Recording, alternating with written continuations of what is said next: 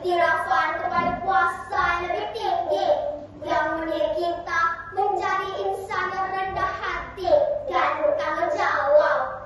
Tanpa prinsip ini, akhlak akan goyah, tamadun akan runtuh. Oleh itu, percayalah kepada Tuhan dan biarkan nilai-nilai agama membentuk pribadi mulia. Kedua, kesetiaan kepada raja dan negara, manifestasi cinta tanah air. Hadirin yang dihormati, ramai mengaku cinta akan negara, tetapi apakah bentuk cinta itu? Cinta bukan hanya di bibir, ia harus diterjemahkan dalam tindakan. Prinsip kesetiaan kepada raja dan negara bukan sekadar tentang institusi diraja atau lagu kebangsaan.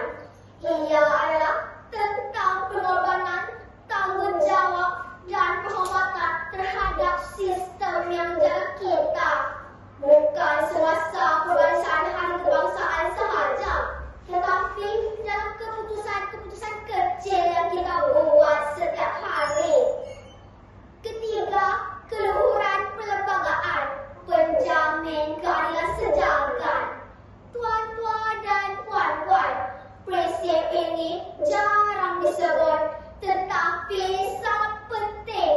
Perlembagaan persekutuan adalah undang-undang tertinggi negara. Ia bukan hanya untuk peguam atau hakim, ia adalah hak dan tanggung jawab kita semua. Mengapa prinsip ini penting? Untuk memastikan semua rakyat tanpa mengira kaum atau agama dilindungi secara adil, menegakkan hak-hak asasi kita untuk bersuara, beragama dan hidup dengan aman, menetapkan peranan dan kuasa institusi negara agar tidak disalahguna. Namun, keluhuran perlembagaan hanya bermakna jika kita faham dan pertahankan. Jangan biar suara ekstremis dan kebencian menggelamkan semangat perlembagaan.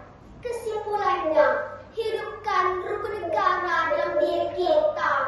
Sidang hadirin sekalian, jika Malaysia ingin terus teguh berdiri dalam arus globalisasi, kita mesti kembali kepada akar nilai yang telah menyatukan kita sejak merdeka. 3 prinsip yang saya sebutkan hari ini: kepercayaan kepada Tuhan, kesetiaan kepada raja dan negara, serta keluhuran perlembagaan. Bukan sahaja untuk dihafal, tetapi untuk dihayati.